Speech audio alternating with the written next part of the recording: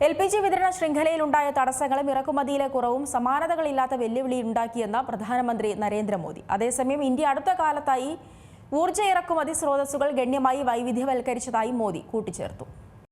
India അടുത്ത കാലത്തായി ഊർജ്ജ ഇറക്കുമതി സ്രോതസ്സുകൾ ഗണ്യമായി വൈവിധ്യവൽക്കരിച്ചതായി പ്രധാനമന്ത്രി നരേന്ദ്രമോദി പറയുകയാണിപ്പോൾ. നിലവിൽ 41 രാജ്യങ്ങളിൽ നിന്നാണ് India crude oil, LPG, PNG എന്നിവ ഇറക്കുമതി ചെയ്യുന്നതെന്നും അദ്ദേഹം കൂട്ടിച്ചേർത്തിട്ടുണ്ട്. ഇത് രാജ്യത്തിന്റെ ഊർജ്ജ സുരക്ഷയ്ക്ക് കരുത്തു പകരുന്ന സുപ്രധാന നീക്കമാണെന്നാണ് അദ്ദേഹം പറയുന്നത്. പാർലമെന്റിലായിരുന്നു അദ്ദേഹത്തിന്റെ പ്രതികരണം.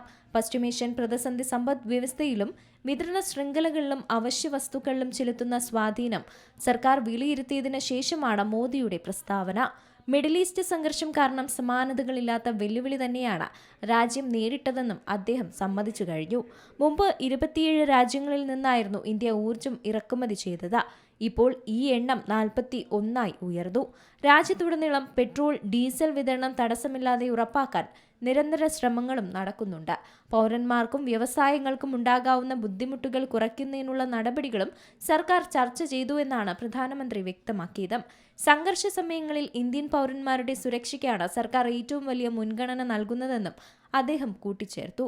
ബാധിത പ്രദേശങ്ങളിലെ ഇന്ത്യൻ മിഷനുകൾ പൗരന്മാർക്ക് സാധ്യമായ എല്ലാ സഹായങ്ങളും നൽകുന്നുണ്ടെന്നും അദ്ദേഹം ലോക്സഭയിൽ അറിയിച്ചു. കൽക്കരി ശേഖരം സംബന്ധിച്ച ആശങ്കകൾക്ക് മറുപടിയായി രാജ്യത്ത് മതിയായ കൽക്കരി സ്റ്റോക്ക് ഉണ്ടെന്നും വൈദ്യുതി മുടങ്ങില്ലെന്നുമാണ് പ്രധാനമന്ത്രി ഉറപ്പു നൽകിയത്. നിലവിൽ നമ്മുടെ കൈവശം മതിയായ കൽക്കരി ശേഖരമുണ്ട്.